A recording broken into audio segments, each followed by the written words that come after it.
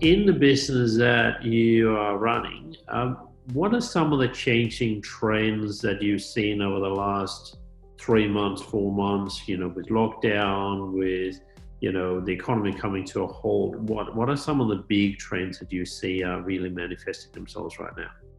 Yeah, that's a really good question, and it's actually a very salient one because we've actually just done our own trend piece where we've identified 4 key trends that we feel are very, very important, and they're ones that we're feeling, and we're also feeling that our clients and the sort of the broader environment, the stakeholders we work with, are all experiencing as well. The first one is really around this whole homebodies and what it means to work from home, and what it means for organizations, what it means for the future of commercial property, what it means for employee well-being, and how organizations need to start thinking about the well-being of the people that are working from home, what it means in terms of people regaining this different life balance, using their commuting time for more productive work. So that's kind of the first big trend we've seen that's really affected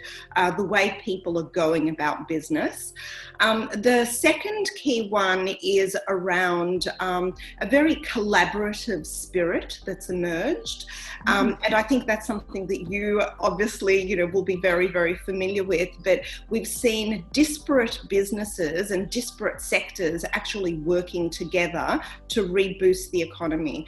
We've also seen really unusual collaborations. One of the examples that I always give is the Amazon in the US working with Lyft. So they looked at all of the out of work drivers from sharing economy based business and repurposed them. They collaborated together to repurpose those drivers to fulfill some of that delivery capability. And even here locally in Australia, we saw Qantas and Woolworths work together to repurpose work.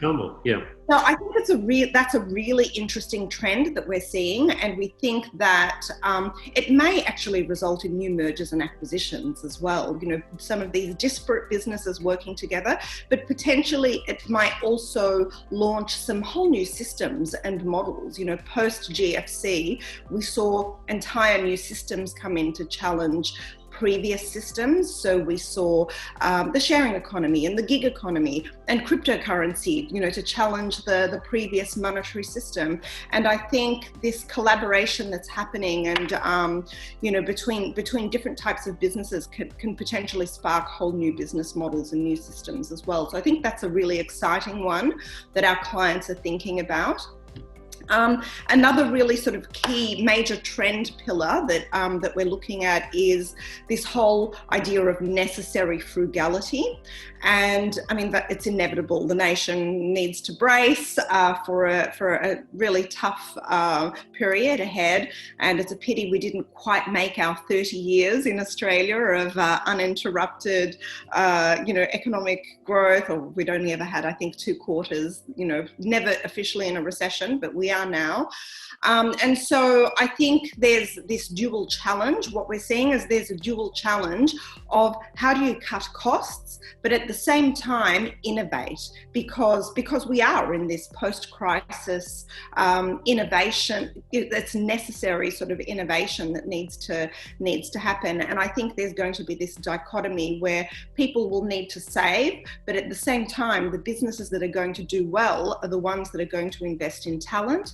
They're going to be investing in systems and upgraded capability. They're going to continue with their digital transformation efforts. So just getting that balance right. And, one of the things that we talk to our clients about is that there's a real risk that if you're not investing in the development of your people and in modernizing and innovation, it's really people and innovation. If you're not investing in those 2 areas, there's a real risk of being left behind. And so it's just about being super clever around how you do that. And I guess one of the other trends that falls under that pillar, one of the things that concerns us, and this is kind of a bit of a big question mark, we've got to work it out. I mean, typically what we're hearing from economists is that the recovery needs to be driven by two key elements: job creation and a return to consumption. And we're really concerned about that return to consumption because even before the GFC, we were already seeing a tapering off. And, we talk about trends like the Marie Kondo effect, where people were decluttering, anti-materialism, really thinking about conscious consumption. I don't need all of this stuff that ends up in landfill. So that was already happening. And then during the crisis, people started doing more with less and living with less. So we have some real concerns about which categories will actually drive the return to consumption. The employment part, I think, is the government's doing a great job, which is awesome. JobKeeper, I think the questions there is, will it get prolonged for the period that we need?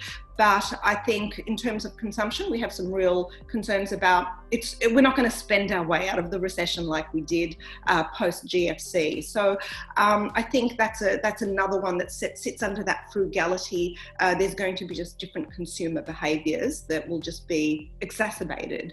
They were already there before and will be exacerbated. So they're probably the three key pillars, and maybe the fourth one is just necessary innovation. Just seeing organisations innovate out of necessity. And, I don't even have to go through the examples. There are so many. They've been really well documented by the media. But we think that's probably the fourth pillar, and there'll be this kind of continued innovation by necessity and people just getting really clever and productive in their businesses to keep innovating.